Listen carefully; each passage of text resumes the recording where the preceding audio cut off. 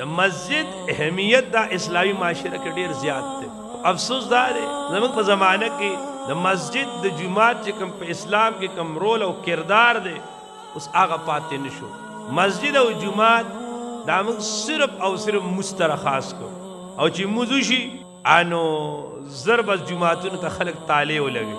حالانکه د خیر القرون مساجد پاغي کې بجته دن نه لاړې د موز نه علاوه التواتات او د مکتب نظام ملاوي د خلکو ته د قرآن مجید او د قاعده سبق خو التواتات ته د قضا د قاضي منصب ملاوي د چې په جمعات کې په خلکو باندې فیصله کولې التو مفتی صاحب ناس ته تاسو د فقه مسائل هغه بل هغه ځای نه حل کېدل. التو په مسجد کې د ذکر حلقې موجود وي، التو په مسجد کې د درس او د تدریس حلقې موجود وي.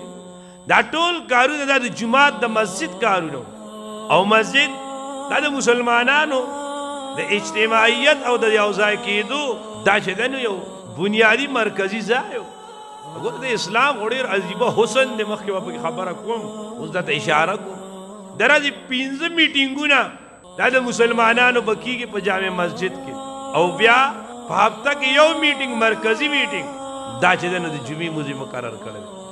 علا کل حال د الله د تعلق د پاره د الله د دین د مضبوطیا د پاره نبی علیہ السلام د ټول لومبه کار دا وکړو چې د مسجد او د هغې بنیاد هغې کېښود.